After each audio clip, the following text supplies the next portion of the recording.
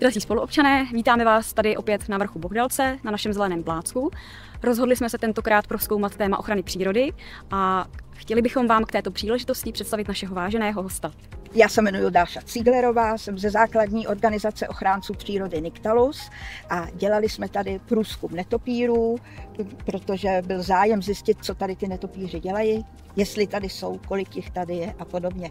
My jsme ten průzkum plánovali už nějakou dobu a to, že se tady chystá výstavba, tak ten náš záměr zrychlilo a my jsme se vydali do lesa hned ještě na konci léta. A bylo to zajímavé zjištění, protože my jsme jednak byli na plácku a jednak jsme prošli i les tady a zjistili jsme, že mnohem víc netopírů lítá nad tím pláckem a na okraji lesa. A uvnitř lesa, že jsou jen tak jednotlivý zvířata. A taky jsme objevili kolonii netopírů, která akorát opouštěla úkryt a ta byla na samém kraji lesa, tam jak je dětské hřiště. No a co bylo zajímavé taky, ty netopíři, bylo jich tady 5 druhů jenom nad tím pláckem. Byly to takový druhy, který využívají lov nad volným prostorem. Ještě radši než jenom trávník mají květnatou louku, protože tam je víc druhů hmyzu. A loví hmyz hlavně kolem korun stromů. A byli to netopíři rezaví, netopír savijův, netopíři parkoví, nejmenší a hvízdaví. A tam kousek vedle u lesa, tam byl ještě netopír večerní. Já jsem se vás chtěla zeptat, vlastně jaký dopad by měla tady ta výstavba, jaký by měla dopad na ten biotop místní. No tak každá výstavba má nějaký negativa, který se dají kompenzovat. Takže ideální by bylo, aby ta výstavba nebyla příliš vysoká, aby to tak zapadalo sem do toho místa. A kompenzace pro netopíry se dá udělat jednak tím, že se připevní netopíří budky na fasády, ale taky hlavně tím, že se jim zachová aspoň kus toho jejich biotopu. To znamená, aby zůstaly stromy, nějaký ten trávník, kde by ty netopíři mohli lovit.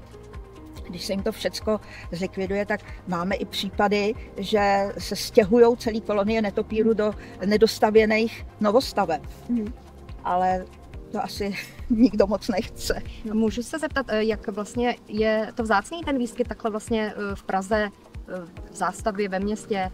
No tak v Praze je dost lokalit, kde se vyskytují netopíři, ale v Praze 10 těch zrovna moc není, takže to jsme zjistili, že jsou teda u Hamerského rybníka.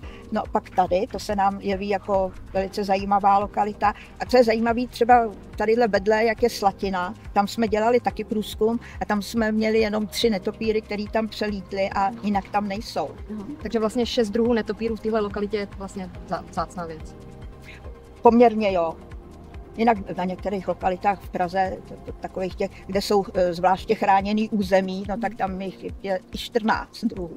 Ale to už jsou zvláště chráněný území, kde je jiný způsob hospodaření a kde se nestaví a kde je podporovaná biodiverzita jak rostliny, tak živočichové. A já jsem se chtěla zeptat, když teda mluvíte o podpoře té biodiverzity, je nějaká možnost ustanovit tenhle ten plácek nebo zahrnout ho pod nějakou zvláštní ochranu?